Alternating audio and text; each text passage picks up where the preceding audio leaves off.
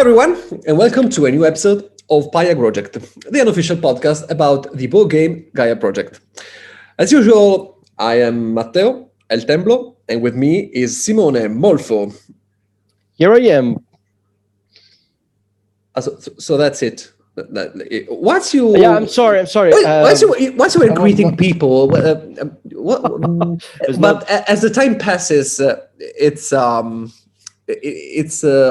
more and more cold on your side. I'm sorry. You can feel my lack of enthusiasm. No, it's probably I'm still a bit disappointed for my ugly performance in the tournament, and I've been kicked out of the tournament. I've recently lost a Nevla's game after our Nevla's episode, so my Gaia performances have been going down these weeks, and so I don't know. Maybe it's that. Maybe it's the winter setting in. Who knows? No, but I share that, because recently also my games are so poor that my elo has dropped by like 50 or 60 or stuff like that. It doesn't look like a great moment. No, it's not a great Gaia season for the hosts of the Gaia project, Paia Groject episode, which should make us, think about our career choices. But anyways, no, but that's it's a sort of a transcendence, because at a certain point, who cares now? Right. We had our moments. So that's it. I'm fine. I'm set. I'm personally set. So now let's leave room for younger, better, and hungrier, better players. Yeah, actually, recently I've been having lots of fun, but just picking any random faction in random games with Arun Roadrunner and with Babuk, and now we know that the stress fall on the first vowel. That's fun, and by fun I mean I scored 138 in my last Nevla's games. So, but still a fun game. Maybe you should listen to a recently published guide about the Nevlas. I don't know. I tried and miserably failed. But I see. No, it's my fault. Oh, by the way, speaking about reactions to the Nevlas guide, guess who wrote me? Guess who? I imagine that somebody wrote us that. I followed your Nevla's advice and I scored some 190 or something of the sort. That's just half of the story, because this is our famous Galberg moment out of the Galberg moment. Yeah, that one. This time Galberg wrote me about 2 games after our guide, and the first time he writes me, well, I just listened to half of your episode, but he wanted to try it nonetheless, and he scored this meager, with lots of inverted commas, 154. All right. In a game where, by the way, Geodans won. After that, he tells me that he didn't get too much out of the 3 points per research lab advanced style, because he only got it around 5, and he says, well, it's not easy. And I said, okay, no worries.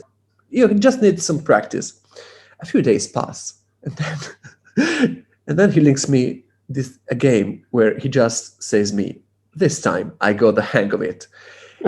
And it's like 197 with 36 points out of that single time.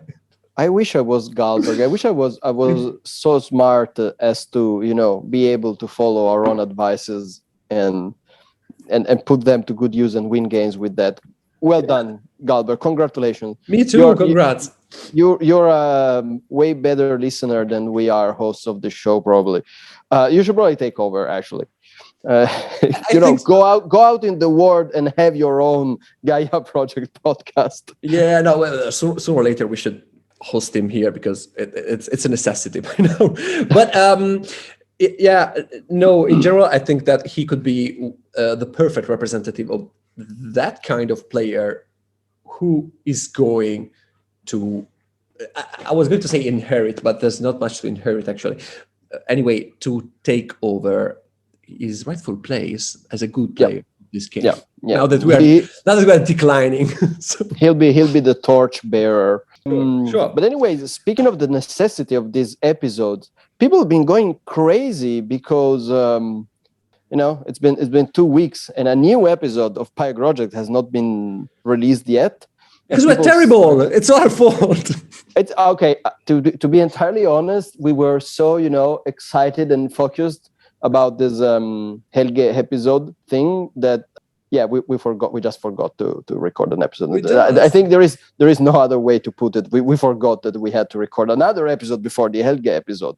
Sure. Oh, by the way, I'm not sure that we said that in our podcast yet. So maybe we did.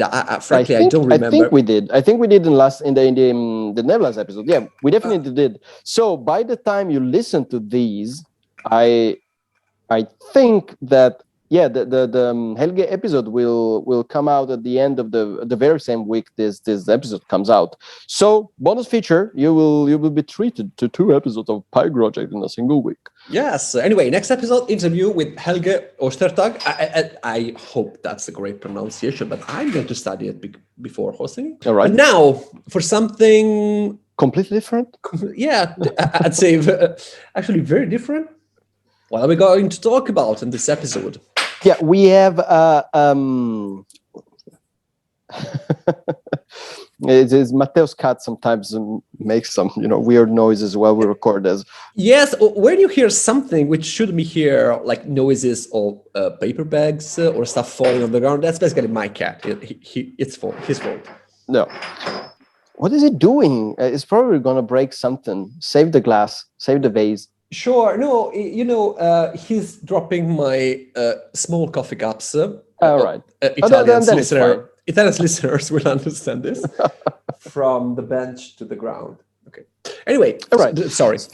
So anyways, we decided to go back to something that we haven't done in a while, that is a components episode, right? Because we've been doing faction guides, we've been doing random crazy episodes with all kinds of guest stars, and but we neglected components episode a little. I think the last one we did was advanced tactiles, and so it is right. Now time. It is now time to go back there and finish the job. So here we are today to talk about round scoring bonuses, which I have to say is one of my favorite aspects of the game of Gaia Project. What do you think, Matteo? What is your general opinion about round scoring bonuses? They are one of the most difficult things to grasp, in my opinion. There is always this balance between building your own game, your own economy, and doing what is going to be good for you in the medium and long term. But also, on the other hand, there's the necessity to get at least a few of them, and with a few, I mean a lot, actually, because they're one of the 2 aspects which are going to shift the balances of victory and defeat between 2 or even more players.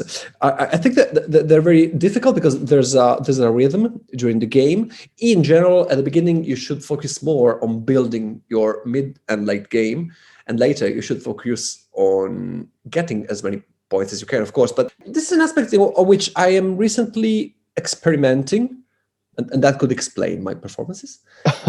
I'm trying to get the most out of them from round 1 to 6, but it's not working really well. No, recently my Glean games are going very well, and I think that this is linked to this very reason.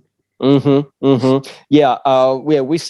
that in the Glean episode. In the guides that we've done until now, we have often highlighted this aspect of the game that is really important, that you start focusing on round scoring bonuses, and the Gleans in particular are a faction that have a very strong relation with round scoring bonuses. But in general, I think that I totally agree with you. I think that starting to focus, starting to care about round scoring bonuses marks your passage from a beginner player to an advanced player, a more advanced player, let's say. Because when you start playing Gaia Project, your first games of Gaia Project, there are just too many aspects of the game, too many components. It's hard to focus on everything at the same time. And there is no way that somebody who has just started learning and knowing Gaia Project can extract all the value from round scoring bonuses as an experienced player. It is really something that you learn in time when playing Gaia Project. And I also agree that they are, like, round scoring bonuses are a fundamental aspect of the game. And you probably cannot expect to win games in Gaia Project without paying very careful, very close attention to round scoring bonuses. Either you have a super good strategy that allows you to score a lot of points without giving any thought to round scoring bonuses. Yeah, the points that you score normally from other sources in the game are not going to be enough to win the game if you do not focus on round scoring bonuses. And I would say that I also agree with you, third point, that this is something that you should focus on from the beginning. So when you start a game of Gaia Project, we have said this, you look at the map, you see if it is viable for the faction that you would like to play, you look at the main objectives. But one of the first things I look at are also the order in which round scoring bonuses are placed. Of course, along with basic tech tiles, advanced tech tiles. In the end, after you have a certain experience with a game, it is very easy to predict more or less what it is that you're gonna do in the first 3 rounds of the game. Try to understand if that plan that you have for the first rounds of the game is gonna run parallel to the round scoring bonuses and their order or not. So this is a very important aspect of the game, in my opinion. Maybe during the first games of Gaia Project, the round scoring bonuses can also be an aid, can also guide you through what to do during each round. Problem is that not all of them are viable in this way. And maybe federation forming during the first games is harder than it is after just a few of them. It is, but maybe, if you don't have this ability to juggle between all those different aspects of the game, they can lead you astray. If you follow very closely around scoring objectives, you end up neglecting maybe primary objectives or the advanced tech tiles or this kind of thing. So it's a subtle balance, I would say, and there is very little that we can say here to teach people how to juggle between all these aspects of the game. That's something that you learn through experience, but what we can say is do not underestimate the amount of points that you can score out of round scoring bonuses, because this source of points alone can make or break your game. That thing of juggling between the different aspects is, I think, crucial in playing and learning Gaia Project. I think that, yes, we cannot teach people, provided that we can teach someone. Can teach anything to anyone. We cannot inspire people throughout a single episode or even throughout a single faction guide. But I think that's the aim that of our whole show, because all aspects are interconnected. So okay, let's dive into the actual physical components of the game. So I said before that their round scoring objectives are one of my favorite aspects of this game, and this is because they add a lot of variability to the game, along with advanced tech tile. They are similar in this respect, in that there is a lot of them, although not as many as advanced tech tiles, and they can occur in different positions. So you have 10 different round scoring tiles, and 6 of these will come out in every game, but you don't know which order they will come out. So I don't know how many possibilities, how many possible combinations you have, but me, a person with a degree in humanities, my answer to that question would be a lot. And so this is my technical term for saying, some combinatory calculation that will result in this answer. But Arun will help us for sure. Arun will tell exactly how many combinations are possible. So 10 round scoring tiles, but there's something to be said about these. I mean, they're 10, but they're actually 7 because there are 3 different round scoring tiles that occur twice, possibly with different points. So these are points per trading stations. There are 2 round scoring tiles. That is, one is 3 points per trading station, and the other one is 4 points per trading station. And we're going to treat this as it is, just one. Then you have points per Gaia planet. So every time you colonize a Gaia planet, be that a forming transit planet or a proper Gaia planet. So you have 3 points and 4 points, respectively. And then you have 2 tiles that give you 5 points. So here the amount of point doesn't change. You have 2 tiles that give you 5 points for every large building that you build in a round. So that means your academies or your PI. So, as I said, each of these 3 come in 2 copies, and then you have another 4 that are 2 points per terraforming step, 2 points per technological advancement, 2 points per mine, any planet, doesn't matter, and 5 points for each federation that you form during this round. And so this is the list of the 10 tiles, which are actually 7. And I think we could maybe comment on these in turn. Matteo? Sure. What do you think?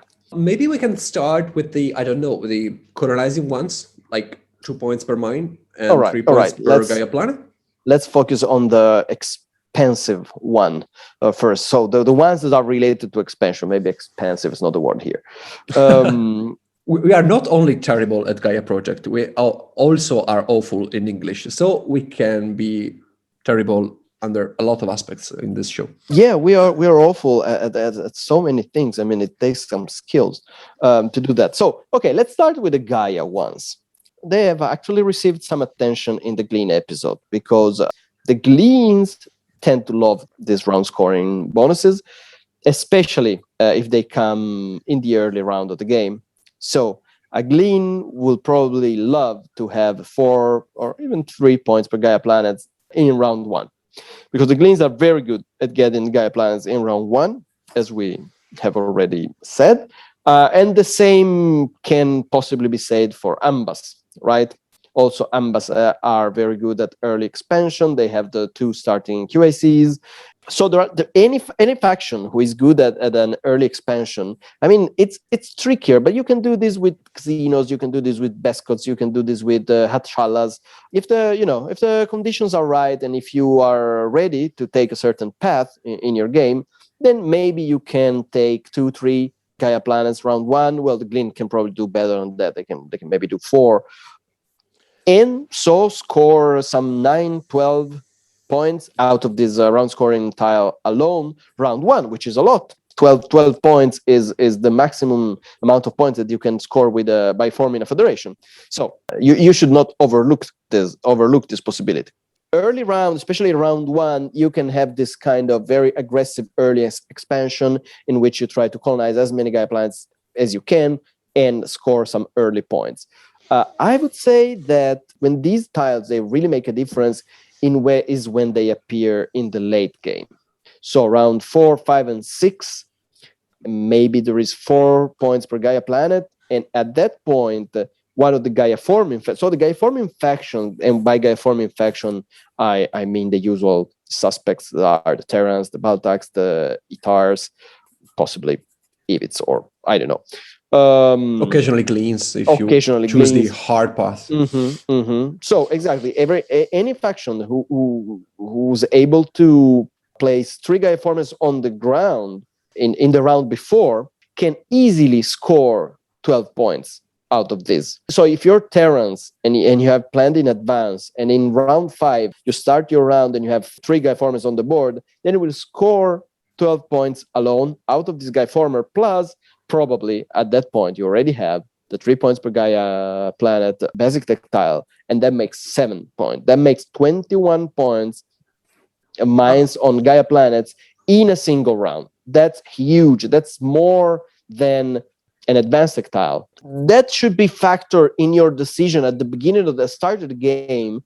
If you see that, you have this possibility round 5, round 6, you should really think about it. So whenever you're choosing between some Gaia forming faction, non-Gaia form, a Gaia forming strategy, let's say, and a non-Gaia forming strategy, you should consider this. I think that these two rumble styles are two of the most dramatic examples of how round scoring bonuses can influence a whole game, and how their importance changes depending on the moment of the game where they show up.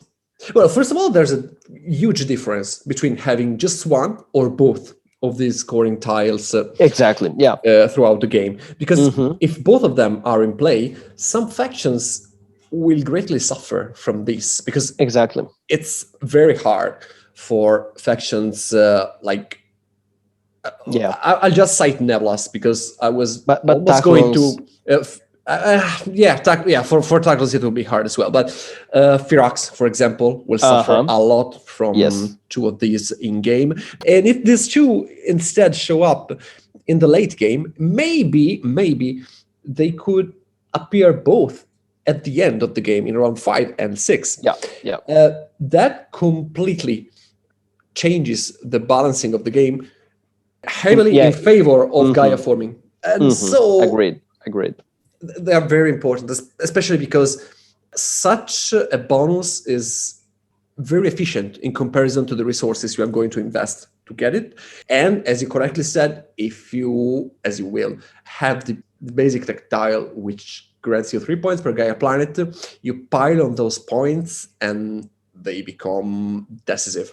Yeah, agreed. I think if Bescos in particular, they might like this in one of the early round, maybe round 1 or round 2, but if it comes out round 5 or round 6, even Bescots are not gonna score a lot out of this, unless they took the very unusual Gaia forming Bescot route. And in general, if both of these are in play and they both come out in the early rounds, say round 1 and 2, then probably maybe one round you're able to score a lot of points out of the first one, but then all the Gaia planets are already taken, or you simply lack the resources, the QACs and the navigation to colonize even more Gaia planets than all. Even Gleans don't know what to do with two of these round 1 and round 2, because round 1 you colonize each Gaia planet you can lay your hands on, and round 2, well, it's over. I mean, you have you're out of mines, you're out of Gaia planets on the you're out of Gaia planets on the board, exactly. Because they're gone. So yeah, but I agree. They really, so the positioning of these is not just the presence of these two tiles, but the turn in which they appear. It can really shift the balance of the game, as you said, in favor of. This is, I think, one of the main reasons why. One of the main issues with the Gaia project is that if you're not careful, and if you leave a Gaia forming faction free to do whatever they want, they will probably get away with the game. And one of the reasons why this happens often is that they have a huge swing round in which they score some 20 points out of Gaia planets alone, with no advanced tactiles, with no QAC, nothing fancy. It's just a basic tactile and around scoring bonuses. And they carry home 20 points in a single round, and everybody's like, whoa, what's happening? The thing is that scoring through Gaia planets is very straightforward. You just need one basic tactile, one or two rounds with this bonus, and never forget that there are the points on top of the Gaia track, which is the only track which exclusively gives points to whoever gets there first. So beware of that. And in practice, I think that these tiles are just something which cannot be ignored, especially if they are at the end of the game. You can just go for it and pick a Gaia forming faction, or adapt yourself to Gaia forming in the last round. But that's usually inefficient, because you will make 3 jumps on the Gaia forming track in round 5 at latest. So which is not impossible. Huh? No, Which it's is not impossible. But it depends. But or if you are picking 3rd or 4th, you could just let other players fight for Gaia planets and gamble on a terraforming faction, like, I don't know, Hatshalas or Taclons, and let other players fight over Gaia planets and do your best to outscore them. That can work, but it's very dependent on the setting. Anyway, these scorings cannot be ignored. No, they cannot. And I agree with you. To say one last word, that there are several factions that just suffer when they have these in game. It depends on the round order of the tiles. But yeah, it's obvious that if you don't have access to your own personal private Gaia transdim planets, so if you're Taclons, if you're Nebulas, if you're Lantids, if you're exactly, Lantids. Lantids suffer a lot from this. So then at that point, a war starts for the few Gaia planets that are left in game, and maybe you can take home some 3-4 points if you're lucky, but nothing more than that. So while you have an opponent who is scoring maybe 12 in a single round, you're scoring 4 or 0, and so that can really make a difference in such a heavy Gaia game. If you have your Gaia formats down, always remember that transdims are going to run out as well. And this is, very basic, but if they are down, wait for the bonus round to build your mines. You can leave your Gaia formats down for like 1 round. If you're Baltax, that's going to be a problem. But this is more a thing for Terrans and Itars probably. But wait for those points, because they can really make a difference. Of course, we're not saying that you should, put down 3 Gaia formats and then leave them there for an entire round. But what happens in the late game in Itars and Terrans is they tend to run out of mines. First of all, that's a problem, because you build so many. At a certain point, you don't have enough mines to convert all your Gaia formers into mines, and you have to build trading stations in order to get back your mines, but at that point you don't have enough the resources to keep this machine going. And so it's okay, sometimes it just happens that you have a Gaia former down and you don't find the resources to convert that into a mine. That is not necessarily a bad thing. You can wait for a round, just leave it there, and then you build your mine on the next round. On the other hand, waiting to build your transdim mines greatly goes in favor of, let's say, non-Gaia forming factions. Because if you do not have an intrinsic bonus in having your Gaia formers down, like Itars or Terrans do, then it will be even better for you. You can leave them there, you will have your power back, you will cycle it to the round you build your mines, and will score big. Gleans, I think, are maybe those who get the most out of this, because they don't have a great power amount, a good amount of power. They don't have any advantage on continuously moving power in the Gaia ball. No, but they still have their scoring bonus on Gaia planets, and this could even give them time to pick the basic tactile in case they don't have yet. So consider this: if you're not a Gaia forming faction, maybe go 1, or if you can, 3 steps up the track and lay down your Gaia former and leave it there until there's a Gaia colonizing round bonus. Speaking about mine placing bonuses, we can switch to the 2 points per mine. Yes, because we said a lot about this too. But they're important. They are important, and we have already paved the way for the other 2 expansion-related tiles. In that, the one that gives you 2 points per mine, it has similar dynamics. The only difference is that everybody can do these, and it doesn't matter what planets we're talking about.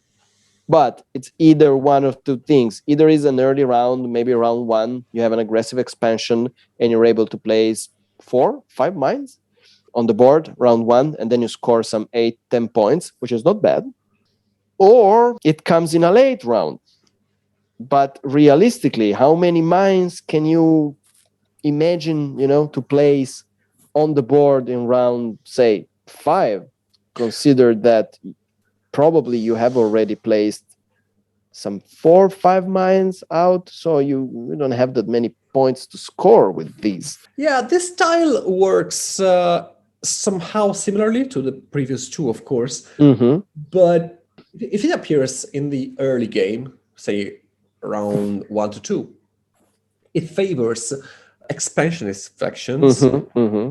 Best codes, ambas, gleans. Yeah, but not necessarily the most famous ones, And since it's not specific to Gaia planets, it also depends a lot on the setup of the map, because if you have a lot of home planets within 2 or 3 within each one, you are going to benefit from this. These are just hints on how to read the game at the setup, because they're obvious, but think about those. Instead, if it's from round 4 on, I already said in the Lantids episode that Lantids love this style in round 4, for example, for strange reasons linked to the strange faction that Lantids are.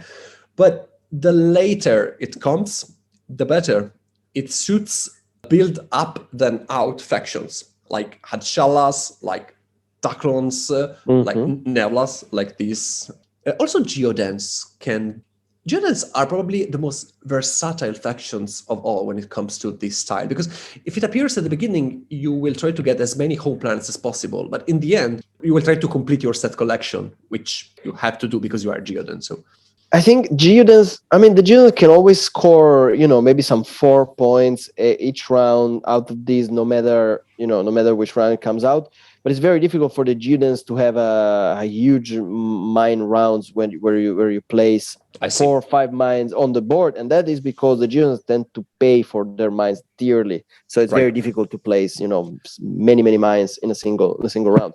And as far as the Shalas are concerned, I would also like to add that it is not necessarily that the Shalas are a build-up faction. They can also have the opposite play style and have a early aggressive expansion. That really depends on the setup and on the map. Just don't forget that this bonus also applies to the Lost Planet, an exotic feature of this tile, but also to Gaia planets and transit planets as well. So again, if it comes late in the game and you have your transims down, it could be better to leave them down and wait for this turn to come, because you will get 2 plus 3 and it's still 5 points out of a single mine, which is a lot. Gaia forming faction don't hate this at all. Of course, points per Gaia planets are better because they pay better, but it's still, as Matteo said, it's still 5 points for each Gaia planet you can colonize if you have the 3 points per Gaia planet's basic tactile. So pretty good. Could be better, but still pretty good. The last one is my favorite, The last expansion is the round bonus. This is a tile, which is the 2 points for each terraforming step in the round, which you come to love with time. As you keep playing Gaia Project, at the beginning you say that this is trash, this is worthless. But then you understand the potential of this style and are wow, because until now we had talked about bonuses, which are especially important for expansionist factions. But this one is the tile for people who like to build not much, but who choose quality over quantity. Who like to build seriously, right? And it's also the very opposite of what we just said about the other round scoring bonuses, in that if this comes out rounds 1 to 3, that's basically worthless. There is a Christmas Land scenario in which you can take both the step 1 and step 2 action the same round. I've seen it done sometimes for an amazing amount of 6 points from this round scoring objective, but it's not even worth discussing. This tile is you can ignore it. It comes out round 2. I don't even consider this. I just know, all right, this round I'm not gonna score any points out of this. I think that deserves a warning. If it's on round, say, 3, Do not fall into the trap of rushing the terraforming track just to get that bonus, because it's not worth it and will destroy your game. Exactly. It sounds obvious, but I have seen this done too many times from two good players. Not to say it. So beware of that. It's really not worth it. Don't do it. Yeah. I mean, we discussed this in the Geodens episode. Like early terraforming rush rarely pays off. Sometimes it does, but 90%, probably 95% of the times, it just results in disaster because the terraforming track does not help your economy. So the pitfall Matteo is talking about is that you see these and say, oh, I can score if I rush up terraform, if I'm already at the, on the right position on the terraforming track, by the time this pops, then I will score a lot of points. The point is that you need plenty of ore in order to score with this. Where are you going to get that ore from if you have not built up your economy? This is why we said that it is better in the late rounds, from round 4 on, but I would say even round 5. Because in round 5, you're really loaded. All your economy is in place. You have tons of ore. You can save ore from the previous round, and maybe enter round 5 with some 10 ores or something, and gather some more in the course of the round, and maybe score. You should really aim for 12 points when these when this is in play, and this is your counter argument to the Gaia bonuses. So if the Gaia forming faction had a huge swing round with a lot of points from the Gaia bonuses, this is your chance to strike back and score some 12, 14 points maybe with this in this round alone. If this tile shows up during the 2 final rounds, it could be worth it to save some ore throughout the game. I mean, do not inhibit your game for this, of course, but it could be worth saving some ore just to spend them in this round, because it's a very efficient way of scoring if you think about it. Because if you spend, say, 3 ores for 2 terraforming steps, that's 4 points for 2 extra ores. It's quite efficient, I think. And yeah, it's a bit of the counter to Gaia forming faction. And if this style shows up during the last 2 rounds, this could be an interesting argument for picking one of these factions which are good at exploiting it.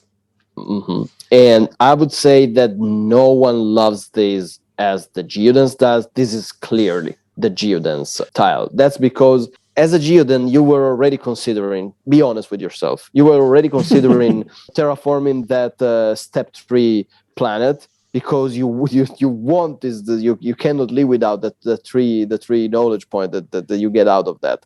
And now you have the perfect excuse to do that and also get 6 points in the process. So in the perfect Geoden storm, this is a must. You cannot miss this round scoring bonus. Of course, there are other factions that are okay with this. Matteo was making the example of Nebulas and the other in the last episode. Guy in the very shitty game, Nebula game that I recently played.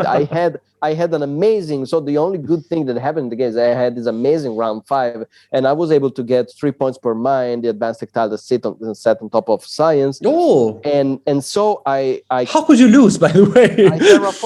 I scored 18 points by placing 2 mines on the wow on the board in round 5. So you can the rest of the game was terrible, so I lost. But you can do this kind of tricks. And of course, Terrans, Baltacs, Itars, they don't like this. Gleans normally they don't like this unless they yes, of course. I in this same Nebula's game there was a Terran who rushed the terraforming track and started terraforming. He did what? Yeah, whatever.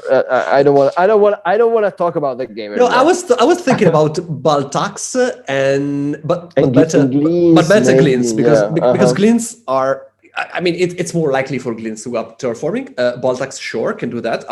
We will discuss that the day we will decide to do the unnamed faction guide. Yeah. But no, for Terrans and to a lesser extent Itars, it's unlikely that they will get out of this style. No.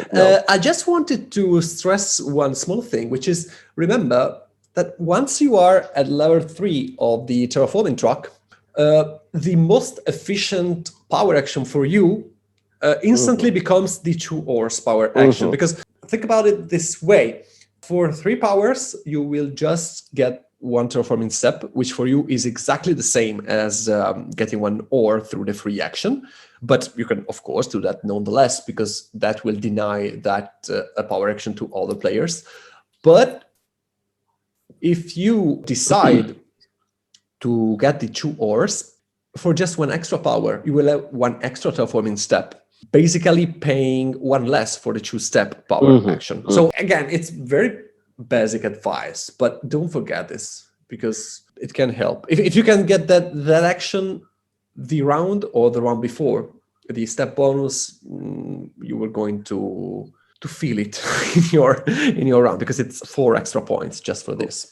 Yeah, and also another very little piece of advice is that this combines very well with the 4th step on the terraforming track. So if you are already terraforming 3, so you're at the beginning of the round, you're at terraforming 3, you can terraform any planet you want as long as you have the resources to do so. The points per terraforming step is in play.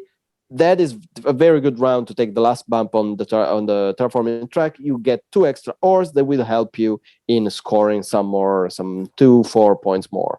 All right, so the next tile that we want to discuss are actually 2 different tiles. We went through this. Now that you have your mines in place, because you have scored plenty of points by placing these mines, which I discussed how, now you want to upgrade these mines to train stations.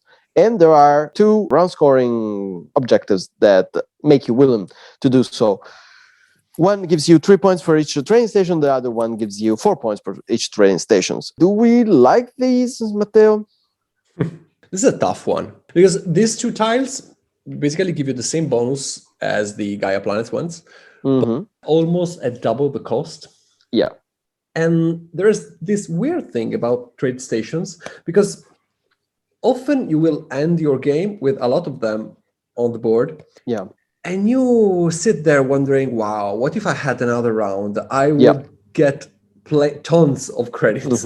But then when you actually have to do that, you realize that for doing this, you will pay the price of having like 2 ores, 3 ores the next round. And this can be a huge problem. So the first weird thing is this one. There are way less efficient than the mine scoring bonuses or the terraforming step bonus. They leave you in a weird position of gaining a lot of credits during the next income phase, but not a lot of ores. And in Paia Groject, getting free credits from your power is way easier than ores.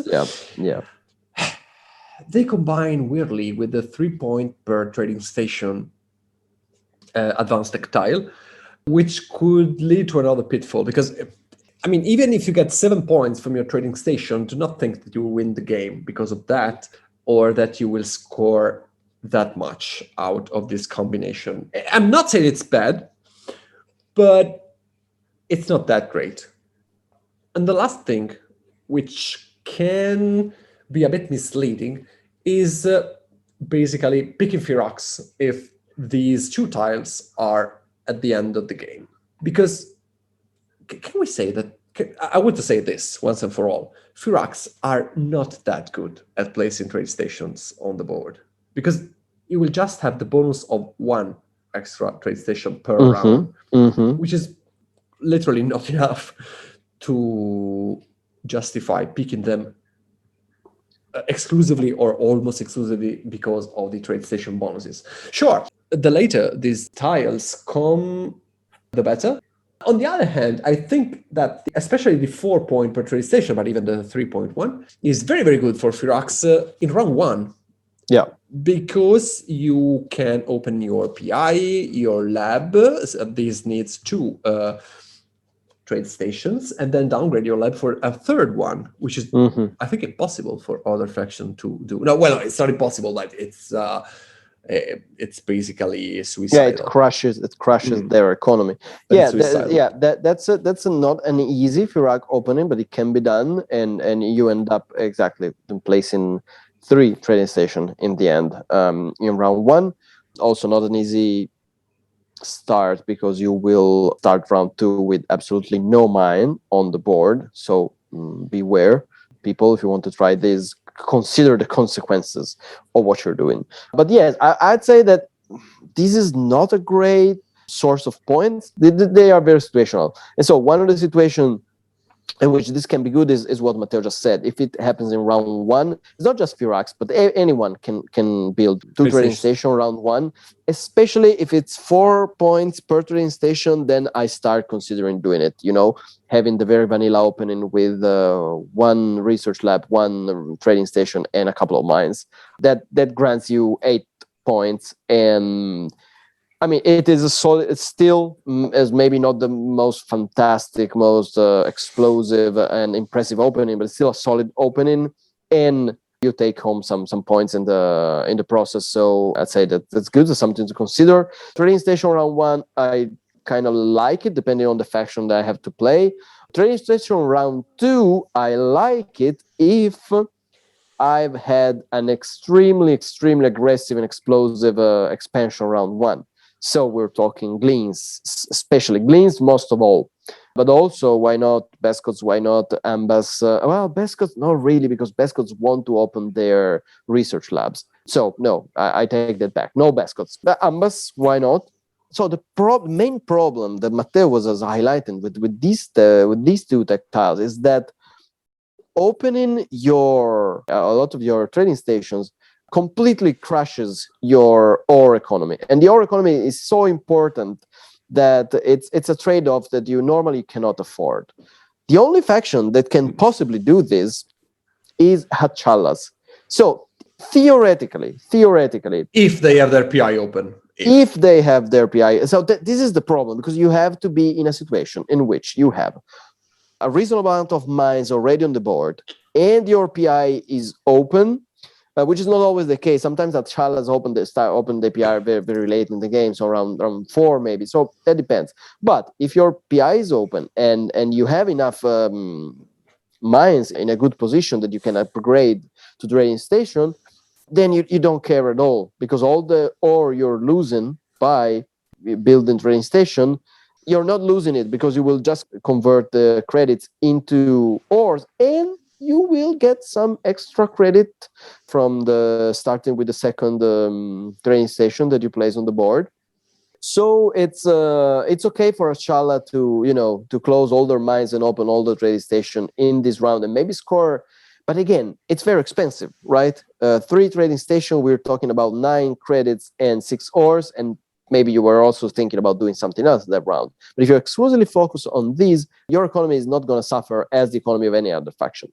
So you can plan an Ashala games around, a very big swing round, maybe around 4 and 5. It's not as good as the strategies we have discussed before with the other round scoring tiles. But because trading stations have 2 inherent problems. The first one is that they are less efficient, both point-wise and resource-wise, than any other building. Yeah. I mean, research labs are debatable, but that depends on the tile you get when building them. But trading stations do not have this advantage. The other one is that you might say, and it's somehow true, that these 2 tiles are the build-up answer to the initial mine bonuses. Because, okay, you're getting 3 points for your Gaia planet. Great. Who cares? I get 3 for my trade stations. So I will start my game with building, 2 research labs. That's an opening you can do. Problem is that problems are better. First, that trading stations are way more expensive than mines to build. Okay, maybe not Gaia's, because you have to spend your QIC. Yeah, but, they remain quite expensive, trade stations, I mean. And the following round, again, you will get ore from your mines, which is good. And it's easier to compensate for the lack of credits. But trade stations will give you credits. And think about it this way. If 3 credits equal more or less 1 ore, having just 1 or 2 trade stations is not efficient at all, because they will not give you back the resources you spent for building them as good as the mines do. And also, okay, now how are you going to get enough or to keep going? So it's not to say that these bonuses are bad. Just don't rely too much on them if you are not planning. I mean, if you're not at shallows with your PI open, basically. Yeah. Overall, these two are probably the worst run scoring bonuses that they are, and I don't expect to score more than, 8 points. Scoring 8 points out of one of these two is already a big result. And I'm very surprised. I mean, it can happen sometime, maybe around 6, then you can score up to 12 points, maybe with one of these, but this is not normally what happens. That's rare. The problem is that I have to spend 8 ore for building 4 trade stations. That is the problem, because they could be really great and synergize very, very good with, let's say, the 4 point instantly per trade station the last round. The advantage this bonus has is that mines depend on the fact that there are 3 planets other players have not colonized. But you build trade stations on your own planets whenever you want. This is actually an important difference. But in the end, as you were correctly saying, if you're going to score maybe 12 or 16 points in exchange for 8 ore and 12 credits, that's a lot. That's a lot, especially if you consider that with less resources, you are building an academy with a lot less resources. Yeah, the point is that even round 6, there are probably other things that you want to do. And I mean, everything in Gaia project is situational. We can sit here and imagine the perfect scenario in which you will score, but listen, 24 points of a trading station round 6. Okay, yeah, that's possible. That can happen, but it's very rare. I'm saying. I recently played a Gleans game where I get the 3 point per trade station advanced style. It was on top of navigation and nothing else was there. So, okay, round 4. And round 6, I had the bonus for 4 points per trade station. So the last round, I built all of my trade stations for 21 points. You cannot do better than this. It's almost impossible. You could exchange them for research labs and then build them again, but that's incredibly expensive. Anyway, 21 points. No, 28 points in a single round for that. And I still didn't win the game because okay, I just built 2 feds. It was one of the tournament weird games. So maybe Greece weren't the best pick. Maybe I didn't play them in the best way. Maybe my opponents, they all did their best throughout the whole game to hinder me, but this is another story. Even in those conditions, that was not that great. Yeah. So, all in all, wrapping it up, you can score out of these, but statistically, I think these are the 2 tiles that are going to give you the less point, which is not to say that you cannot extract some value out of them, but not much. Let's move on, because now we get out of the, expansion-related ones. Well, we already have with the train station, arguably. And all right, so if we want to finish the tiles that are connected to buildings, on the contrary, this is a run scoring condition that I really like, that is 5 points per large building. It's easy, it's straightforward, it's streamlined, it's convenient. Everybody loves their large building. Who doesn't love a large buildings? Well, probably Baltax. But apart the Baltax, Baltax Open PI. But apart the Baltax, who doesn't want an academy? The academies are good. You like them round 1, you like them round 2, you like them round 6, you like them always. Maybe Firax, but still. Maybe Firax and Firax, they don't particularly love their academies. But yes, this is good. Try scoring 5 points out of these, and you'll be fine. End of story. You can plan maybe for a round 6 with 2 large buildings. I mean, if you're Taclons, if you're one of these OP faction, then I've done Taclon rounds with PI and an academy, maybe round 4 for no reason, just because I had the money to afford that. But the thing is that if you are Taclons, you don't care about anything. So it's not great of an example if I can. So in general, 5 points is good. when it's one of these round scoring bonuses where you're only gonna score 2-3 points, yeah, whatever, who cares? But 5 points, you start, seriously, you should start to seriously consider it. And it's good round 1 because you can open academy, or PI if you're a round 1 PI faction. It's good round 2 sometimes. That depends. I like, well, for instance, if it's love this round 2, because round 2, they tend to open their academy. They have built a research lab. If everything goes according to plan, you have one research lab round 1 that you can upgrade to academy round 2. That's very easily done for EVITs. So that's a possible strategy. Also, some faction that can open their PI round 2, maybe Geodan sometimes can do that. Sometimes Firax, if they haven't started, with their super strong opening with both research lab and PI round 1. But apart from that, I always wonder if this style round 2 is enough to delay you unlocking your abilities, or maybe, I mean, it could be worth it if you are going to open an academy, but delaying PI round 2 just to get this for, I don't know, Lantids, Nevlas, I don't think so.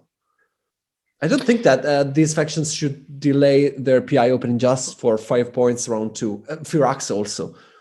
Maybe Firax can and should. But Lantids and Nevlas, I would never delay my PI just for this, I don't know. I'm not gonna judge about Lantids, because who knows how Lantids are supposed to be played. But in general, I don't hate it. So there are several games in which I think, all right, I'm okay. I mean, that also depends on the round scoring condition round 1. I could go as far as to say that even with Terrans, I could think maybe round 1 is trading stations, and round 2 is large building. Then even with Terrans, I would consider, opening 2 trading station, 1 research lab. So having a vanilla opening with Terrans round 1, and then open PI round 2. I see. It's really situational, but all I'm saying is that I don't entirely rule that out. I want to consider the actual game situation. I know that you love your Nevla's PI round 1. Who doesn't? But I don't think it's so bad to get it round 2 if you can get some decent points in the process. I don't know. So this is a good example, I think, of how round bonuses can and should influence your faction pick at the beginning. For example, and also a good example of intertwining of the different factors. For example, with Nevlas, I could delay my PI opening round 2. Do not forget that opening the PI is way easier than opening an academy, just because of the 6 ores needed for the academy. But I would do that only if I could end round 1 with 4 buildings in play. So I need to have the opportunity to build 2 more mines without using too much power, because I won't start round 2 by charging a lot. I will just charge 2 from my lab. And maybe I wasn't able to get the charge 4 large buildings booster. So I could pick, I don't know, the step booster, and then it allows me to build my 3rd mine. But with Lantids, to be honest, I would never do that. Because I get too much value from opening their PI round 1. Anyway, it's a bit of an exception.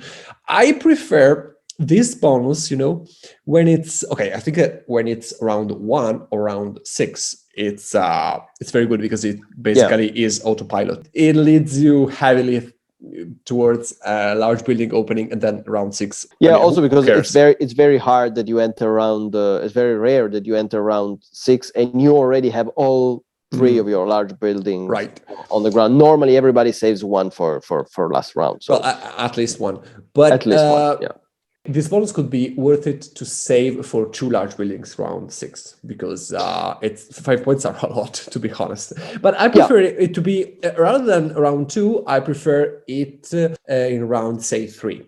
Because in that case, I would open my PI with best goods or ambas round 3, which is a bit early maybe, but I don't care. I will then federate that vary around, which is totally doable and synergizes very, very well with this bonus, I think. It's not my favorite round scoring. Yeah, same is true. Same is true for round 4. Maybe these two factions, the two factions that you just mentioned, are happier if this happens round 4 rather than round 3. But yeah, the point is, it's 5 points, large building, 5 points. Get them if you can. You should really try to do that. So let's get the 2 points per technological advancement out of the way. Is this a super good round scoring condition? Nope. I know that when we had when we had the guide about the advanced tech tiles, said that the 2 points per advancement advanced tech tiles is one of the best advanced tech tiles that you can get. Indeed. And we stand by that position, by the statement, I think. 100%. But this is not the same thing, because that tile, the advantages, the points that it gives you, they are distributed over several rounds. While here, it's all in one round. And how many technological advancement do you think you can take in a single round? Exception: if this happens round 6, then maybe you can pull off some tricks with this one. Because okay, let's say if you can take the top of science, that's self-explanatory. I mean, that's 1 bump because you go up science, another 2 bumps because of the knowledge points you get from that. Maybe you build a research lab, so it's at least 8 points, but it's very easy to make it 10. And if that research lab allows you to take 1 point per planet type, then it's another 1. So round 6, you can do some crazy shenanigan and maybe get to 12 points. And if you can combine, if you're Firax, then you get another 1 because you have the downgrading ability. And if you had already taken the 2 points per advanced tech tile, then this becomes huge.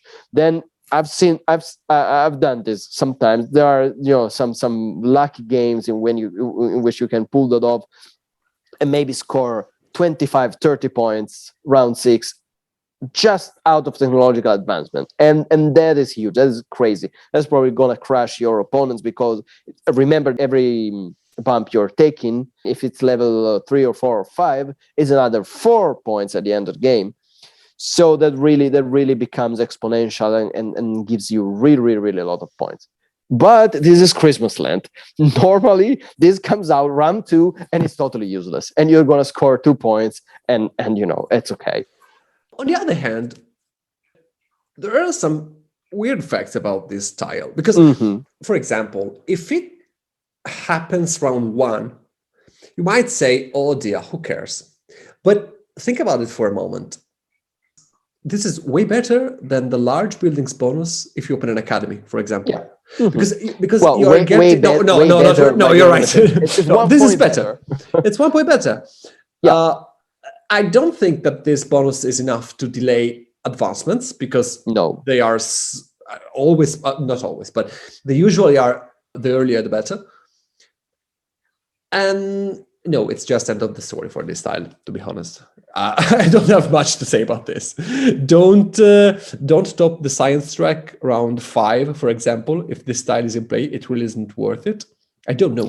Unless the science track is heavily contested. No, of course, but not for this style. Not for this style. But there might be some crazy scenarios in which you want to top the economy or science around 5. But that's, if you can avoid doing that, then avoid doing that. No. And definitely, I agree with Matteo. Not for the sake of the 4 points. Not because of the style. I don't think you should delay technological advancements just for 2 points each. No, because, the advantages that they give you, they are too important. Yeah. So okay. And the point is, even if you can, round 3, you can pull off somehow 3 technological advancements round 3. I mean, that's great, but it's gonna be 6 points. I mean, it's a lot of effort. I mean, 3 technological advancements. That's really a lot. That means having a lot of science and building a research lab or an academy, and in the end, you scored 6 points. So it's not like placing 3 mines on the board. Compare the cost efficiency of this style with the one which gives you 2 points for mine placing. Exactly. I mean, it's unbelievable. It's unbelievably inefficient. Anyway,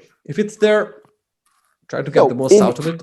Yeah, I like it round one because it makes an Academy Open very viable and efficient, and I like it round six because I know that round six I will fire my last shells, and so it's I take the points per science point per planet type. I go up all the navigation tracks. Maybe I top science. Maybe I build the 2 academies. I don't know. I do crazy stuff round six, so maybe I can take some 6-8 points again out of this one.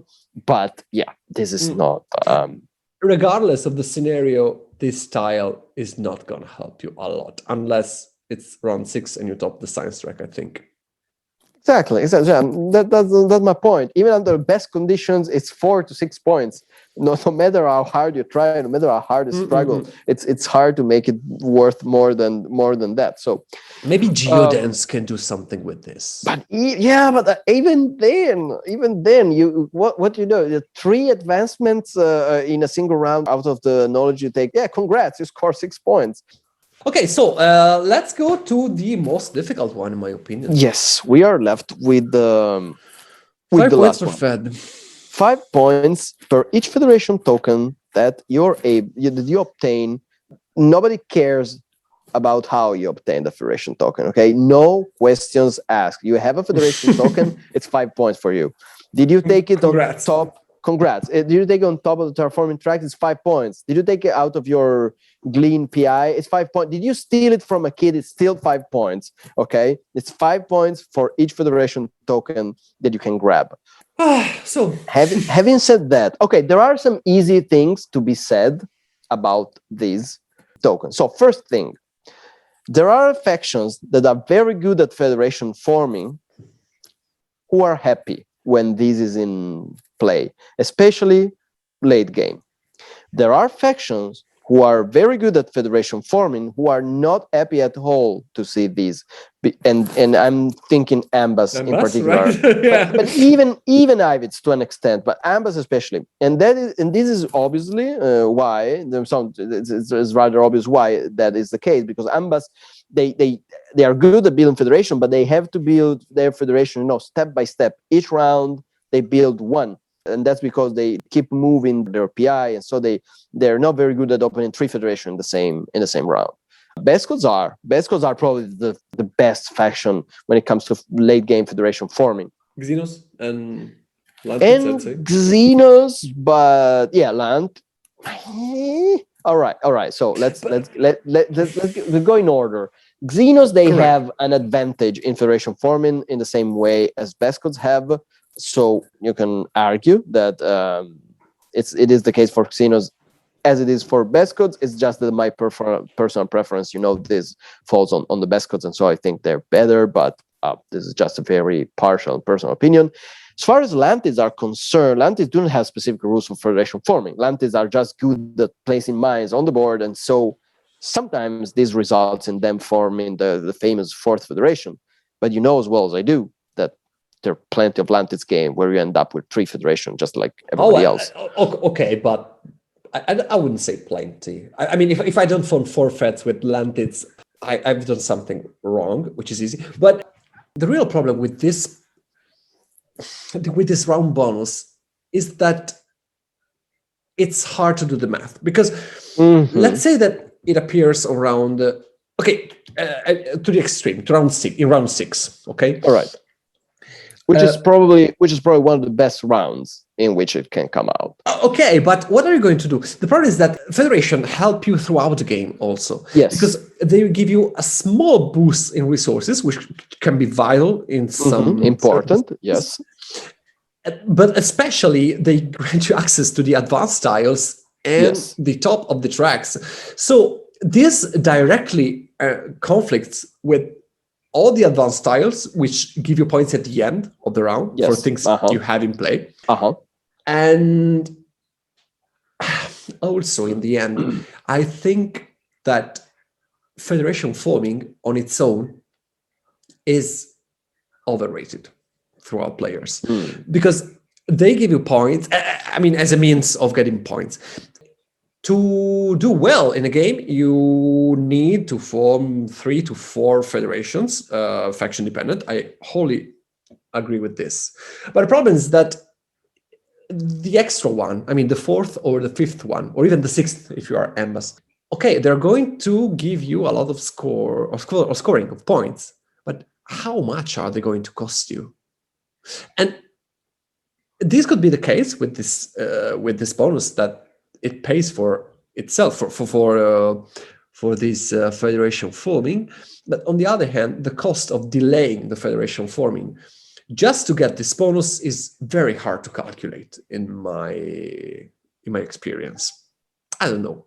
I believe that when this come out late, let's say round 6 in our example, you have this problem that you want to form your federation the last possible moment in order to get the 5 points, but maybe you also want to form them before because you need access to the top of some track, or because you need access to advanced tactile.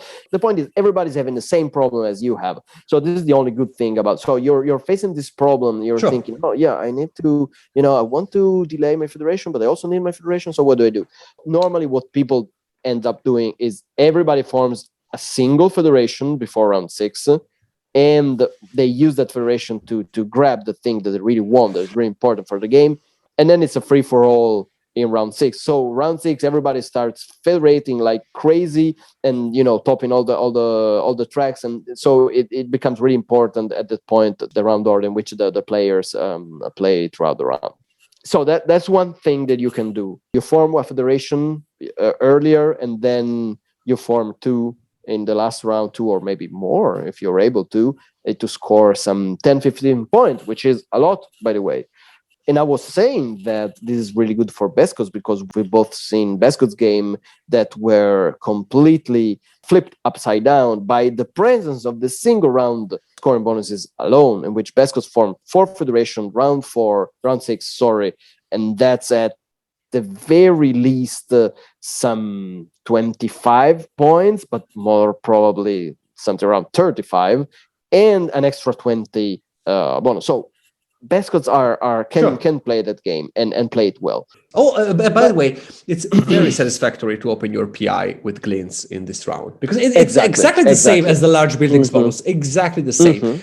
But somehow it's, I don't know. Oh, and there's also the coveted terraforming track top level in this round, which is, I mean, obscenely hard to do most of the time. Yeah, because everybody's going to be after that in that round, because that's worth that's already good on its own, but it's gonna be worth 5 extra points. So everybody is going to be after that.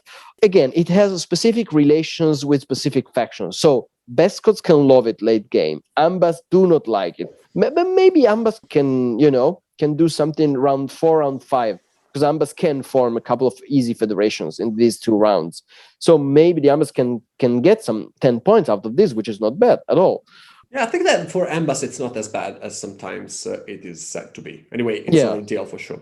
It's not ideal, but yeah.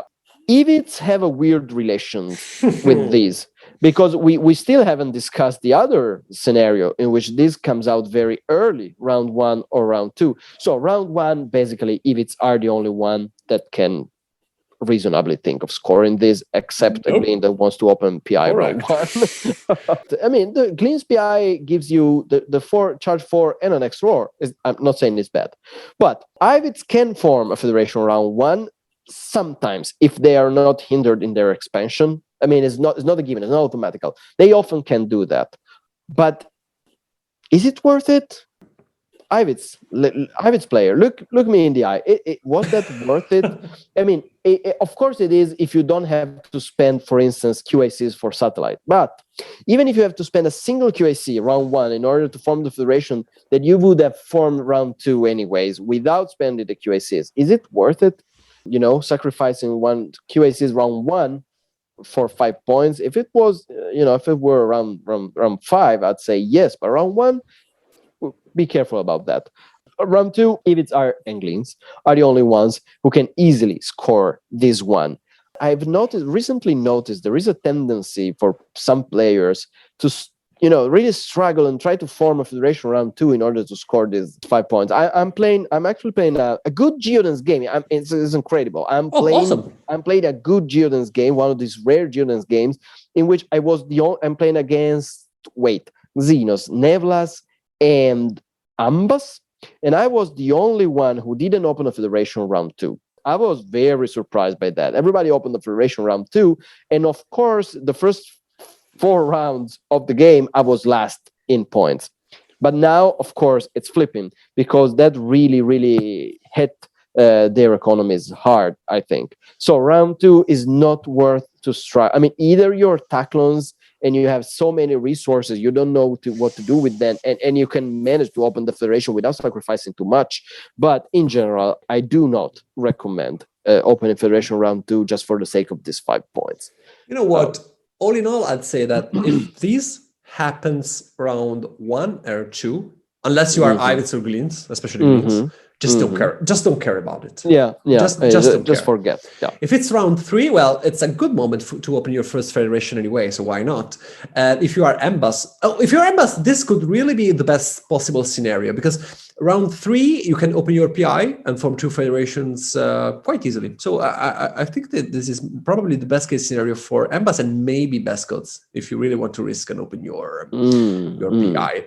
Yeah, I don't love it to open that much. No, it's PI so early, but it's a bit extreme. But yeah, you can do that. If it's from round 4 on, well, the best recommendation we can give is just try to open 2 federations that round. If it's 3, the better.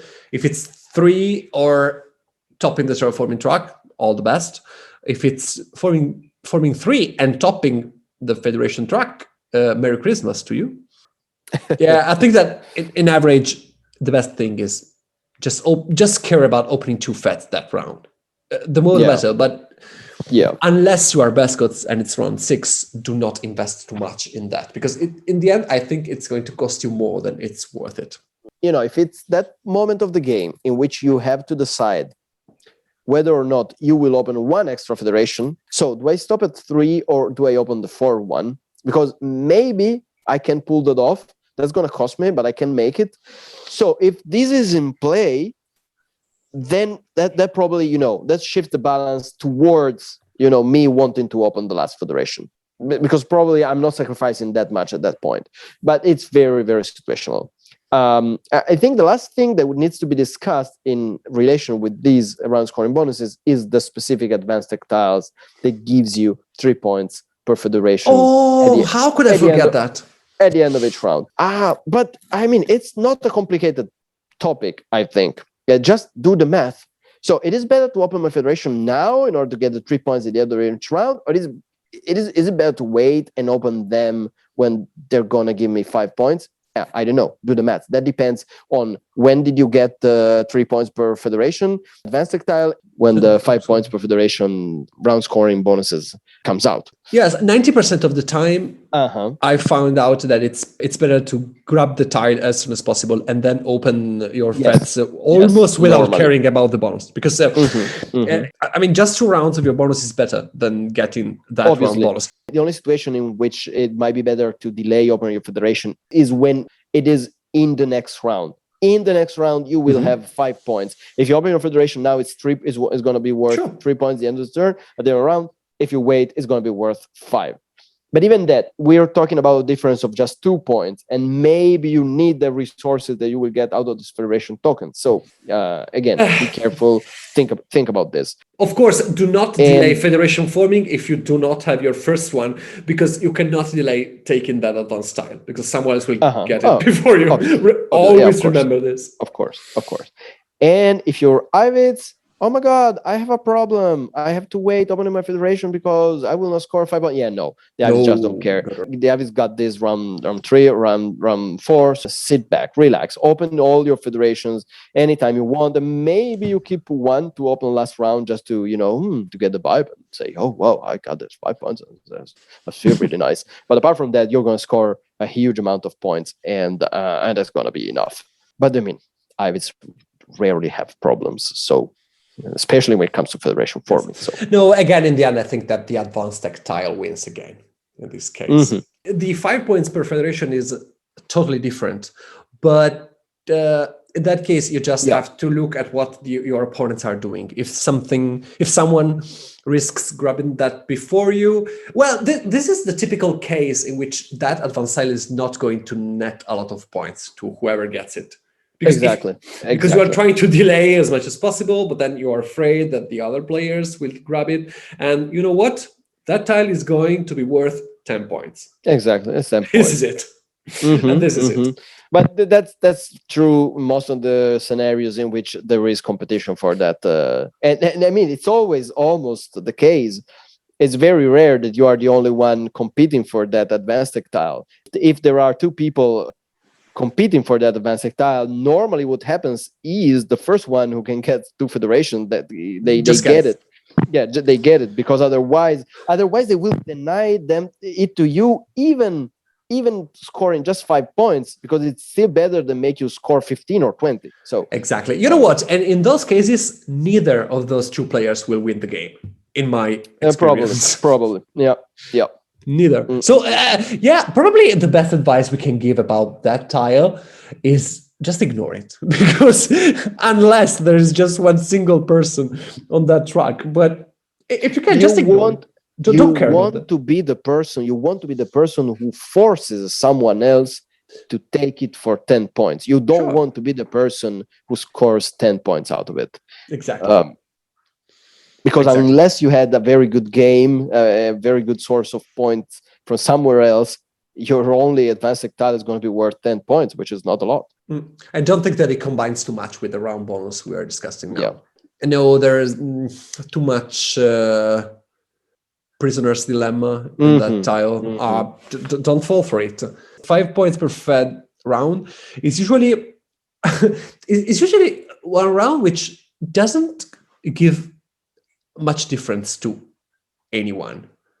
The only exception is the it differentiates between factions which are good at forming federations and factions which are not good at forming federation. But apart from that, it doesn't do much, because everybody will just form at least 2 feds that round. So exactly. You have to prepare. You have to form your 2 federations, but everybody's going to do that. So I think that maybe we got through covers it. Yeah, we made it. Yeah, we nailed it again. Damn, we're good. Well, I mean, I hope so, but let's wait feel for free. that. Feel free to prove us wrong. Sending us your comments and errata via, I don't know, Discord, email, whatever. You use the comments on our page on Podbean. Maybe you, since you are there, you can subscribe to our podcast. And comments are starting to pop up, which is something I really appreciate. And anyway, feel free to tell us whatever you think. As you see, if you're Galberg, please tell us how much you score your next game following the round bonuses. My bet is on 50. You're right. Most of all, I remind you to look forward to our next episode, which will be the interview with Helge. Do you want to very rapidly comment on the ongoing tournament? I can do that. I can do that in a very few words. I got something crazy. I got kicked out of the tournament, but I got kicked out of the tournament in the most spectacular way, because after 4 games, what happened is that I was and I mean, what are the odds? In 4 games, I scored exactly the same amount of points as Arielito did. And so Carioca won, Gaianator lost, and me and Arielito were tied for 2nd place. So there were some convoluted rules for breaking ties, but we decided to resolve this the good old way. And so we fought to the death. So we had a 2-player game that we had to repeat twice, of course, in the spirit of the tournament. So first I played Gleans and Gaianeto played Bescots, and then the other way around. So we played these simultaneously, by the way. That was incredibly confusing because we were playing these live and simultaneously. So I was playing both Glean and Bescot, and Glean and Bescot. Didn't know this. And so both Glean games were lost, both Bescot's game were lost. but Arielito had a better best codes game by some 10 points, and so in the end, he passed to the next phase of the tournament, and I did not. But Matteo did pass for the next phase of the tournament. So how's phase 2 looking? Yeah, how did it go? I passed the first round instead.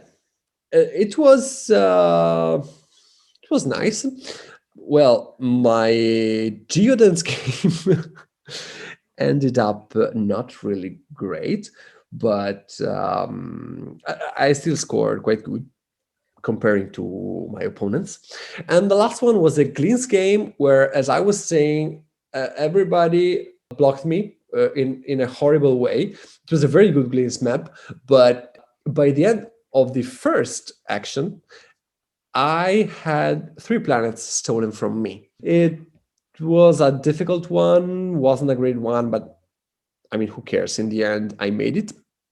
And now I am playing with the Arielito, our not so beloved organizer by now, Dukar and Sharath for the Indian side of things of this tournament. Both he and nice. This is going to be a good game. There are some great players. This game was already not going very good because I took Neblas. I'm fine with that. I was last, so I was able to get the charge 4 and 4 points per large building. But Duke R picked. Not only did he pick Baltax, which will force me in turn to play Baltax at some point. At least, I escaped that fate. And that's good for you. Also, one of his first actions was to use his first QIC through his Gaia Former and the range booster to colonize an orange planet 5 hexes away from one of the starting ones. And all of this just not to colonize the orange planet, which is 2 hexes away from one of his initial ones, but was next to one of my initial planets. This is, Duke, this will have consequences. I want you to know this. This was very rough. I mean, Duke, if you're listening to this, it has come to our attention. No, but I realized the don't charge the Neblas thing, but this looks a bit excessive to me, Well, anyway, joking aside, we'll see how it comes. Very interesting game, and well, too bad that you didn't make it, but I mean, it was.